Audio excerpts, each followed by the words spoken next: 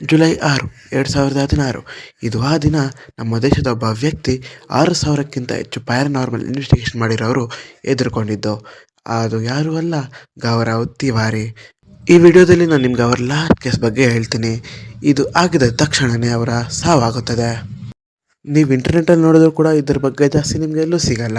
ಆದರೆ ನಾನು ಸ್ವಲ್ಪ ರಿಸರ್ಚ್ ಮಾಡಿ ಅವ್ರ ಲಾಸ್ಟ್ ಕೇಸ್ ಏನು, ಅದೇನಾಗಿತ್ತು, ಅವ್ರ ಮನೆಗೆ ಬಂದಿದ್ದ ತಕ್ಷಣ ರಾತ್ರಿ ಅವ್ರಿಗೆ ಹೇಗೆ ಸಾವಾಗುತ್ತೆ ಅನ್ನೋದೆಲ್ಲ ಸ್ವಲ್ಪ ನೋಡಿ ಅದ್ರ ಬಗ್ಗೆ ಎಲ್ಲ ಅನಲೈಸ್ ಮಾಡಿ ಈ ಒಂದು ವಿಡಿಯೋ ಮಾಡಿದ್ದೀನಿ.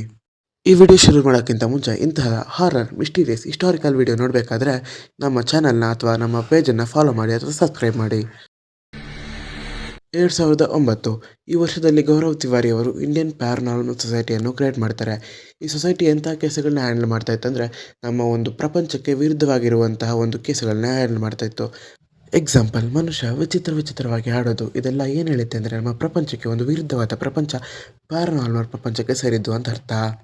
ಹಾಗೆ ಒಂದಿನ ಗೌರವ್ ತಿವಾರಿಗೆ ಒಂದು ಕಾಲ್ ಬರುತ್ತೆ ಡೆಲ್ಲಿಯ ಜನಕ್ಪುರಿ ಊರಿನಿಂದ. ಅವ್ರೇನು ಹೇಳ್ತಾರೆ ಅಂದರೆ, ನಮ್ಮ ಮನೇಲಿ ಒಬ್ಬ ಹುಡುಗಿ ಇದ್ದಾಳೆ, ಅವಳು ಸಾಮಾನ್ಯ ಮನುಷ್ಯಳಲ್ಲಿ ಅಂತ ಆಡ್ತಾ ಇಲ್ಲ, ತುಂಬ ವಿಚಿತ್ರವಾಗಿ ಆಡ್ತಾ ಇದ್ದಾರೆ. ಈ ಕೇಸ್ ಏನಿತ್ತು, ಅವ್ರ ಟೀಮ್ ಈ ಕೇಸ್ನ ಪಕ್ಕ ತಗೋತಾ ಇತ್ತು. ಆದರೆ ಇಲ್ಲಿ ಅವ್ರ ಟೀಮ್ ಅದನ್ನು ಹ್ಯಾಂಡಲ್ ಮಾಡೋಕ್ಕೆ ಹೋಗ್ತಾ ಇತ್ತು. ಇವರು ಆ ಕೇಸನ್ನ ತಗೋತಾ ಇರಲಿಲ್ಲ. ಯಾಕೆಂದರೆ ಆವತ್ತಿನ ದಿನ ಅವರ ಮೂಡು ಸ್ವಲ್ಪ ಕೂಡ ಚೆನ್ನಾಗಿರಲಿಲ್ಲ. ಅವ್ರು ತುಂಬ ಡಿಪ್ರೆಸ್ಡ್ ಆಗಿ ಫೀಲ್ ಆಗ್ತಾಯಿದ್ರು. ಆವತ್ತಿನ ದಿನ ಎಲ್ಲ ಹಾಗೆ ಇದ್ದರು. ಆದ್ದರಿಂದ ಈ ಕೇಸ್ ಸಾಲ್ವ್ ಮಾಡೋಕ್ಕೆ ಅವ್ರು ಹೋಗ್ತಾ ಇರಲಿಲ್ಲ, ಅವರ ಟೀಮ್ ಹೋಗ್ತಾ ಇತ್ತು. ಆದರೆ ಯಾವಾಗ ಇವರು ಅವರ ಕಿವಿಯಾರೆ ಅವ್ರಿಗೆ ಚೆನ್ನಾಗಿಲ್ಲ, ತುಂಬ ಪರಿಸ್ಥಿತಿ ಕೆಟ್ಟೋಗಿದೆ ಅಂತ ಕೇಳಿದ ತಕ್ಷಣ ಇವರು ಹೋಗೋಕ್ಕೆ ರೆಡಿ ಆಗ್ತಾರೆ. ಹೋಗಿ ಏನಾದರೂ ಒಂದು ಸಹಾಯ ಮಾಡಬೇಕು ಅಂತ ಅನ್ಕೋತಾರೆ. ಕೆಲವ್ರು ಹೇಳ್ತಾರೆ ಇಲ್ಲಿ ಈ ಕೇಸು ಹೀಗಿಂದಲ್ಲ, 1 ತಿಂಗಳು ಹಳೇದು ಅಂತ. ಆದರೆ ಅದು ತಪ್ಪು.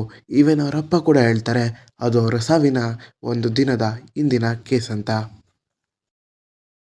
ಜುಲೈ 2016 ಅವತ್ತಿನ ದಿನ ಆ ಕೇಸಿನಲ್ಲಿ ಗೌರವ್ ತಿವಾರಿ ಜೊತೆ ಏನಾಯಿತು ಅಂದರೆ, ಅದು ತುಂಬ ಮಿಸ್ಟೀರಿಯಸ್ ಮತ್ತು ಡೇಂಜರಸ್ ಒಂದು ಘಟನೆ ಆಗಿತ್ತು. ಸಂಜೆ ಆಗಿತ್ತು.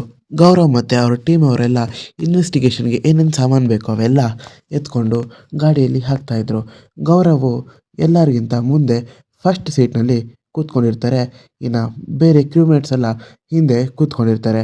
ಅದರಲ್ಲಿ ಒಬ್ಬನು ಕೇಳ್ತಾನೆ, ಸರ್ ನೀವು ಟೆನ್ಷನ್ಲಿದ್ದಂಗಿದ್ದೀರಾ, ಯಾವುದೋ ವಿಚಾರಕ್ಕೆ ಬಾಧೆ ಪಡ್ತಾ ಇದ್ದಂಗಿದ್ದೀರಾ, ಆದರೆ ಪರವಾಗಿಲ್ಲ ಸರ್, ನೀವು ಇಲ್ಲೇ ಕೂತ್ಕೊಂಡು ರೆಸ್ಟ್ ಮಾಡಿ, ನಾವೆಲ್ಲ ಹೋಗಿ ಹ್ಯಾಂಡಲ್ ಮಾಡ್ತೀವಿ ಅಂತ.